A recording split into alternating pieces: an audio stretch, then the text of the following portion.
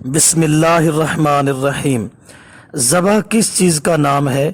ذبح سانس اور غذا کی نالیوں اور حلق کے پاس سے گزرنے والی دونوں شہ رگ کو کاٹنے کا نام ہے۔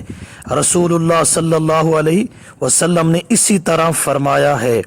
الدرایا ابن حجر جلد نمبر 2 صفحہ 207 کہ دو جبڑوں اور سینہ کے بالائی حصہ کے درمیان جگہ کو کاٹنا ذبح ہے، یعنی ٹھوڑی کے نیچے اور سینہ جہاں سے شروع ہوتا ہے اس کے درمیان ایک ہڈی نکلی ہوئی ہوتی ہے، اس سے اس طرح گلا کاٹیں کہ 4 رگیں کٹ جائیں۔